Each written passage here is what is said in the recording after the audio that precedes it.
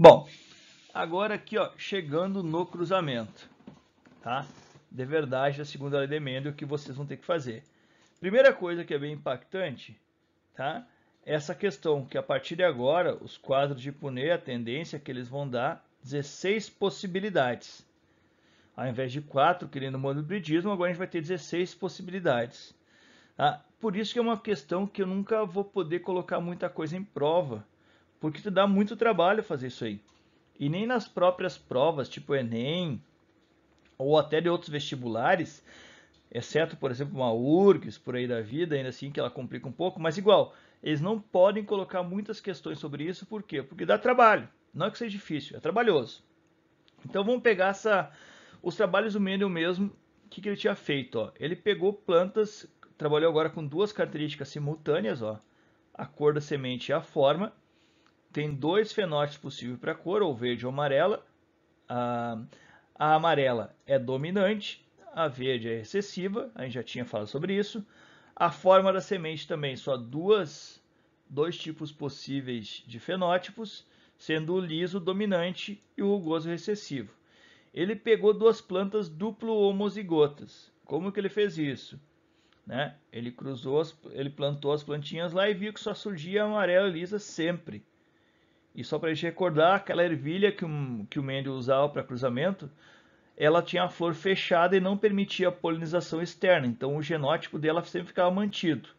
Então ele pegou ó, uma planta duplo homozigoto dominante com uma duplo homozigoto recessiva. Gametas, ó.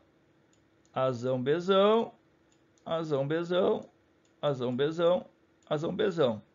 Quantos heterozigotos? Nenhum. 2 na 0, 1. Então quer dizer que só tem um gameta diferente. Mesmo esquema aqui para o outro genótipo, ó. Azinho, bezinho, azinho, bezinho, azinho, bezinho. 2 na 0, 1 também. Só tem um tipo de gameta diferente. O que acontece? Vocês não precisam fazer o quadro com todos os gametas sempre se eles forem iguais.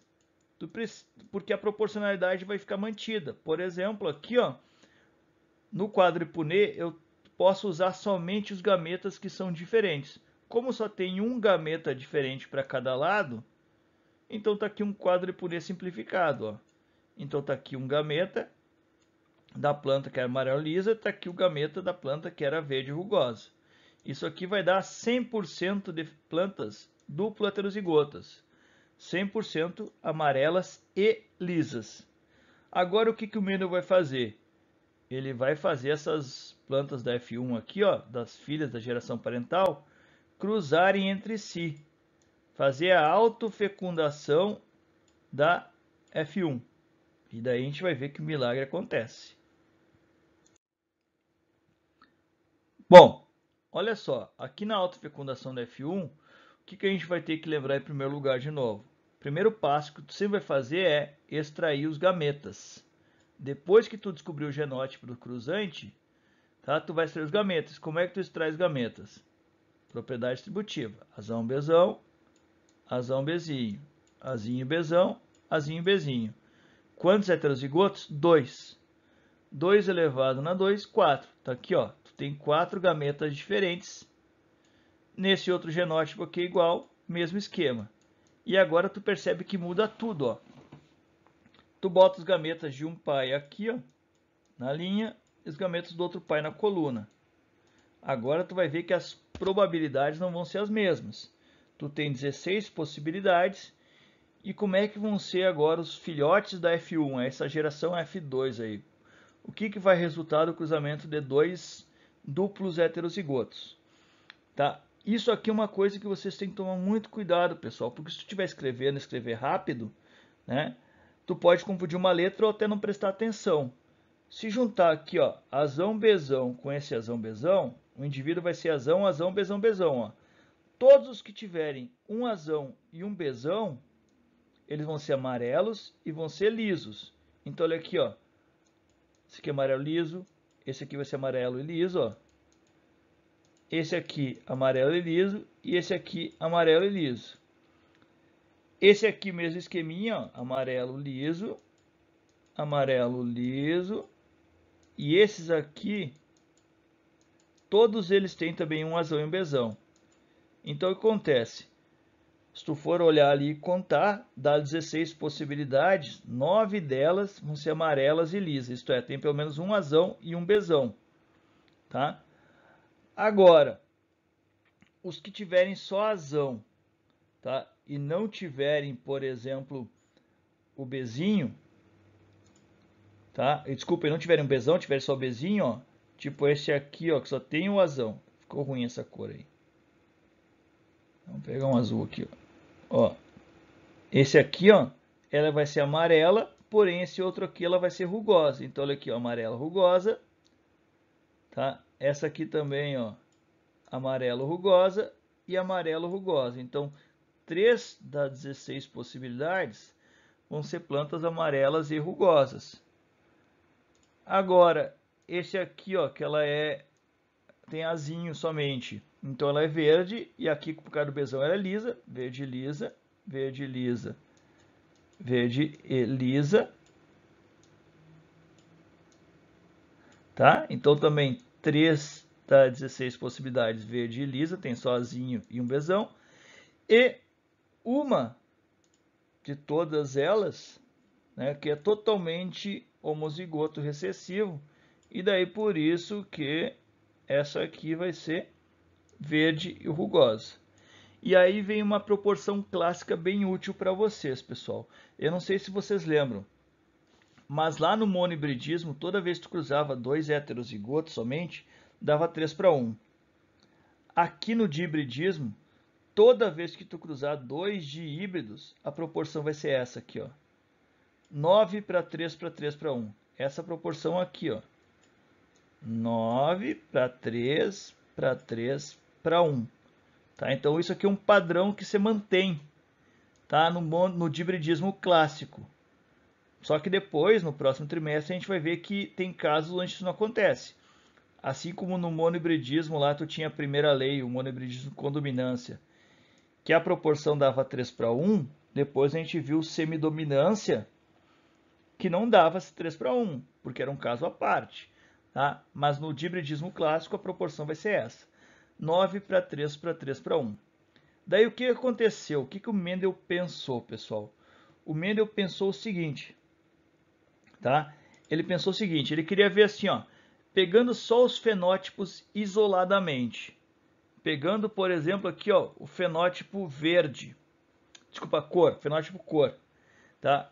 Pegando só o número de ervilhas que tinha de cada cor. Amarela, se tu for ver, ó, tem 9 e amarelo tem mais 3. Então, no total de amarelo são quantos? 12.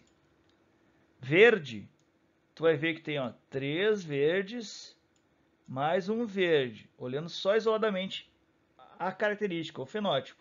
Isso aí, 4. Então, se tu for olhar 12 para 4, dá 3:1. Ó. Dá a mesma proporção que tu esperava lá no monohibridismo clássico. Vamos pegar outra característica agora, ó. A questão da forma da semente. Lisa, ó. Lisa tem, ó, 9 daqui, tá? Mais 3 daqui, ó. Então, com isso, lisa, tu vai ter quantas? 12 também. Rugosas, ó. Rugosa, tu vai ter 3 desse primeiro genótipo e mais um desse outro genótipo agora aqui. E com isso tem 4. Também a proporção 3:1. Por que eu estou falando isso? Porque eu quero só mostrar para vocês que nesse caso aqui, ó, pegando duas características diferentes, herdadas conjuntamente, a herança de uma característica não afeta na herança da outra. Tá? Porque se tu for olhar a proporção geral, 9:3:3:1.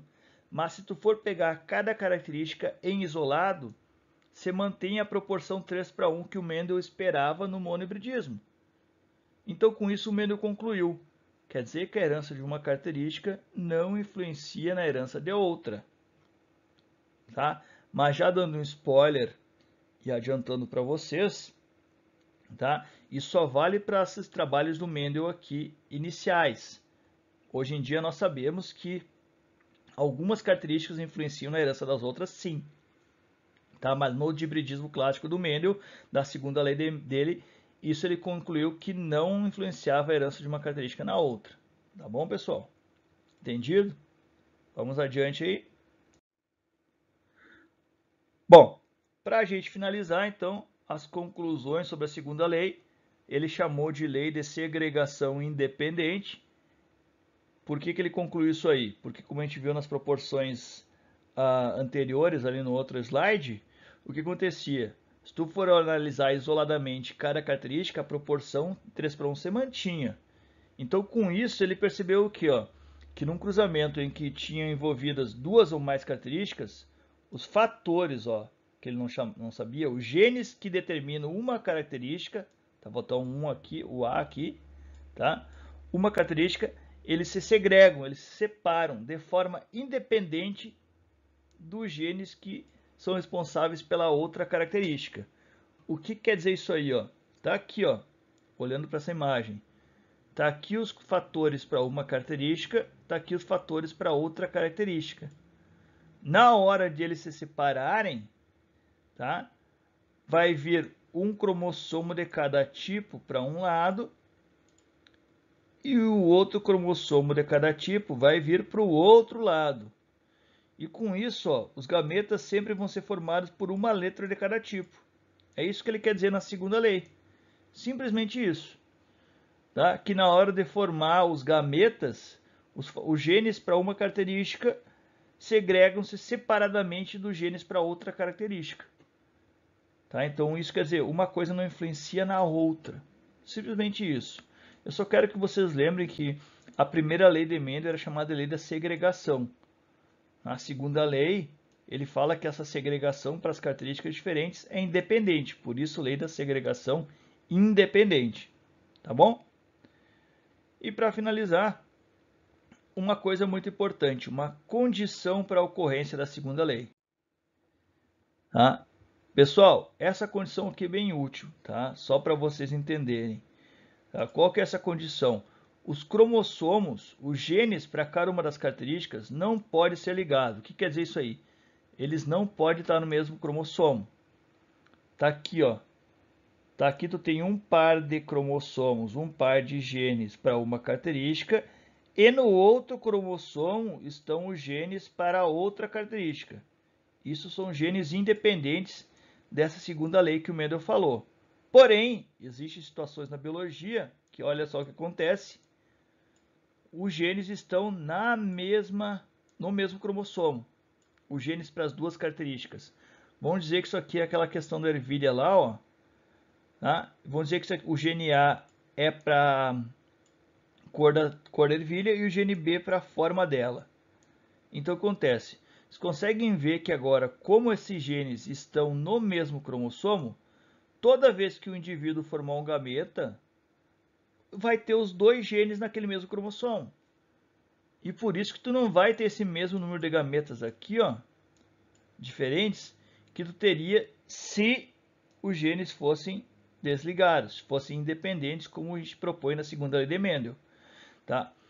Bom, felizmente para nós não vamos estudar isto aqui, a herança de genes ligados, porque é um pouco complexo a situação e eu não vejo, digamos, motivo para a gente ver no ensino médio. São muito raras as universidades que cobram isso nos seus vestibulares e no Enem eu acho quase que impossível cobrarem isso. Tá? Eu acho que teve outro dia a Ruth Satz me pediu um exercício do cursinho sobre genes ligados. Eu expliquei para ela, mas se alguém tiver alguma curiosidade a mais sobre isso, pode me cobrar, que eu ajudo. Mas eu não vejo importância. Eu só falei sobre eles para vocês verem que a segunda lei de Mendel, ela tem uma condição para acontecer. Os genes para cada característica não podem estar no mesmo cromossomo. Eles têm que ser independentes, como aqui, Tá? Por quê? Porque se tiver no mesmo cromossomo, o padrão de herança já muda tudo. Toda vez que tu for produzir um gameta aqui, ele vai ter o azão bezão. Toda vez que tu for produzir um gameta aqui, ele vai ser azinho bezinho. E daí tu só teria dois tipos possíveis de gametas aqui, Enquanto nessa outra, dos genes independentes, tu tem 4 possíveis tipos de gametas. Por isso que muda um pouco, tá? E ainda nem estou falando sobre a questão de crossing over, né, que é uma outra situação, só para mostrar para vocês no próximo slide. Bom, tá aqui, ó, de novo mais uma situação que ele mostra como que tu vai formar gametas se os cromossomos, se os genes estão de segregação independente, isto é, não são ligados, que é o padrão para a segunda lei, ou se eles estiverem ligados, ó. Tu vai formar sempre só 2 tipos de gametas possíveis, enquanto que na segregação independente tinha 4.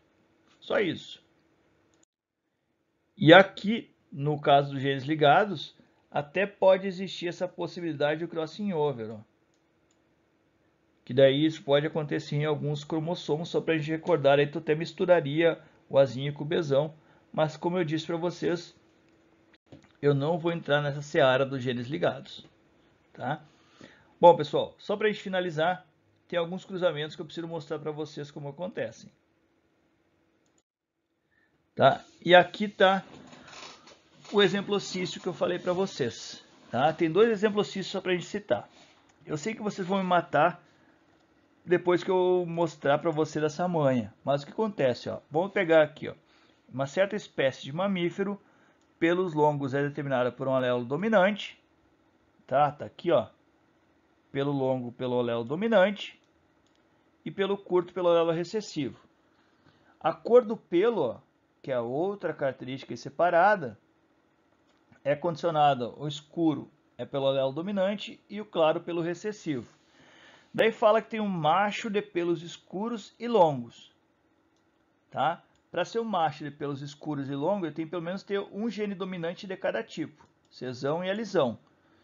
Fala que ele foi cruzado com uma fêmea de pelos escuros, ó. Ela tem que ter um Czão pelo menos, e curtos, daí ela é Lzinho e Lzinho. Tá? Só que daí fala que numa primeira ninhada nasceram filhotes com pelos claros e curtos. Pelo claro é assim, curto é Lzinho. Logo, para ter nascido um filhote pelo claro e curto, tá? Tanto o pai quanto a mãe tem que ter gene Lzinho e tanto o pai quanto a mãe tem que ter gene Czinho. Por isso, concluo que o pai é um duplo heterozigoto e a mãe ela é heterozigota para o gene C. Aplicando a distributiva aqui, está aqui os 4 gametas diferentes do pai, que é duplo heterozigoto. A mãe só tem 2 tipos possíveis diferentes de gametas. Por isso que eu estou usando só os 2 tipos aqui, ó. Daí, o que é a pergunta do exercício? Qual a chance de nascer um macho com o mesmo fenótipo da mãe? Isto é, um macho com pelo escuro e curto. Se tu for fazer o cruzamento, ó, tá, tu vai ver que vai dar 3/8 longo escuro, 3/8 curto escuro, 1/8 longo claro e 1/8 curto e claro. Tá? É só tu olhar os tipos de genes que tem ali, ó. Esse aqui, ó, é longo escuro, esse aqui é longo escuro e esse aqui é longo escuro. Esse aqui vai ser escuro e curto, escuro e curto, escuro e curto. Esse aqui, ó, vai ser claro e longo, tá? E esse último aqui vai ser claro e curto, tá? Então, qual a chance de nascer um macho com o mesmo fenótipo da mãe, tá? 3/8 de chance dele ser pelo escuro e curto, tá? Vezes o meio desse macho, vai dar 3/16 a chance de ser um macho curto e escuro. Bom, pessoal, me desculpa, eu tinha que explicar desse jeito para vocês, tá? Mas na verdade vocês já faziam isso. Quantos exercícios nós fizemos com 2 características simultâneas? O que vocês tinham que fazer? Calcular cada característica em separado e aplicar a regra do E. E é por isso que vocês podem continuar fazendo isso. Tá? É quase que uma revisão do que vocês já fizeram a segunda lei de Mendel. Ó, tá aqui o genótipo de novo do casal. Ó. O que tu pode fazer? Calcula em separado cada característica, calcula qual é a chance de nascer escuro, calcula qual é a chance de nascer claro, desculpa, longo ou curto, tá? E daí tu quer saber qual é a chance de nascer um filhote com pelo escuro e curto. Ó, escuro dá 3/4, curto 1/2. Então, ó, 3/4 vezes 1/2, 3/8. Vezes 1/2 deixando de ser macho, 3/16. O mesmo resultado que tu encontrou aqui. Tá? Bah, por que a gente perdeu tanto tempo explicando isso para vocês? Porque no próximo trimestre, pessoal, nós vamos ver a herança de 2 pares de genes, só que eles atuam sobre a mesma característica. E daí por isso vocês vão ter que saber fazer esses exercícios na forma de dihibridismo. Mas quando a gente trabalhar com a herança de 2 pares de genes para 2 características diferentes, isso não vai ser necessário. A não ser que vocês queiram. Eu já tive alunos que preferiram fazer assim. Mas, obviamente, se vocês quiserem fazer separado o gene para cada característica e aplicar a regra do E, está valendo também. Vamos ver mais um exercício para finalizar. Olha só. Nessa outra aqui fala dessa mosquinha da fruta aí, ó, Drosophila melanogaster, né, que fala que a cor ébano é produzida por um gene recessivo, né? Para quem não lembra, ébano é marrom. Eu acho que tem até uma música lá da Alcione. Você é meu ébano, alguma coisa assim. Eu não vou cantar porque eu já passo vergonha suficiente tentando fazer piada, tá? Bom, mas voltando aqui, ó, fala que o ébano é causado por um gene recessivo e o cinza pelo alelo dominante. Asa vestigial pelo alelo recessivo e asa normal pelo dominante. E daí o que ele fala, ó, moscas dihíbridas são cruzadas entre si. Tá aqui as moscas dihíbridas, ó. E geraram 256 filhotinhos. Qual a primeira coisa que vocês vão sempre fazer? Extrair os gametas, aplicando a propriedade distributiva que nós já tínhamos falado antes. Tá? Como são duplos heterozigotos, dihíbridas, tu tem 2 elevado a 2, 4 gametas diferentes. Colocando aqui no quadrinho de Punnett, tu vai ter as 16 possibilidades. Tá? A pergunta é, quantas dessas 256 moscas vão ter o mesmo genótipo dos pais? Isto é, quantas dessas 256 moscas vão ser duplo heterozigotas? Se tu fizer esse cruzamento e tu botar na mesma sequência que eu coloquei, vocês vão ver que bem essa daqui, ó, do meio, essa daqui, ó, na diagonal aqui, tá? Elas vão ser duplas heterozigotas. Isto é, 4 das 16 possibilidades vão ser duplo heterozigotas. Percebam que é o mesmo genótipo dos pais. Então, 4 16avos é a mesma coisa que 1/4. 1/4 de 256 mosquinhas que nasceram vai dar 64. Tá? Isso é uma maneira de fazer, que eu quero que vocês lembrem de fazer dessa maneira também, mas a outra maneira é aqui, ó. Tá? Calcula em separado. Desse primeiro par de genes, a chance de nascer um heterozigoto é 1/2. Desse segundo par de genes aqui, a chance de nascer um heterozigoto é 1/2. Duplo heterozigoto é 1/2 para um par, 1/2 para outro par, 1/4. 1/4 vezes 256, 64 mosquinhas. Tu chegaria no mesmo resultado. Tá bom, galera? Então, assim, ó, de novo, não é para vocês ficarem preocupados com o início da aula, porque parece, meu Deus, difícil. Mas é a coisa que vocês já vinham fazendo. Eu só quero que vocês treinem e lembrem como que tu faz o quadro maior, porque depois, nas aplicações da segunda lei, em algumas outras situações, vocês vão ter que fazer ele. Tá? Não vai ser bom vocês fazerem pela maneira de regra do E. Tá ok? Bom, e daí, agora, só para vocês darem uma treinadinha também, tá? Vocês têm essa lista de exercício de genética 2 aqui, ó, a parte 5. Vocês já fizeram a parte 1, 2, 3 e 4 de outros exercícios aí desde polilelia até a parte de probabilidade. Agora a parte 5 vocês têm 9 exercícios para praticarem. Vocês podem escolher o que vocês preferem fazer. Vocês querem fazer aplicando a regra do E, resolvendo separado, ou aplicando toda a parte mais complexa, mais demorada de fazer o exercício aí. Não tem problema. Fica a critério de vocês. Tá bom, pessoal? E qualquer dúvida, vocês podem me procurar. tá? Eu não vou cobrar na nossa E nada em específico sobre isso, gente. Só que é claro, o que acontece? Você já viram a situação de hibridismo de outra maneira. Eu posso cobrar uma questão na E onde eu coloco o sistema BO e fator RH. Se tu quiser calcular junto, fazendo esse quadro grandão, é um caso de hibridismo. Se tu quiser calcular fator RH separado, sistema BO separado, depois aplicar a regra do E, tu já estava fazendo isso, tá ok? Mas me procurem qualquer problema, qualquer dúvida, tá? E essa aí com certeza é a nossa última aula de conteúdo novo. O resto vai ser revisão para nossas provas aí de AE no final. Tá ok, pessoal? Um abração então, um grande beijo, se cuidem, bom final de semana. Tchau, tchau.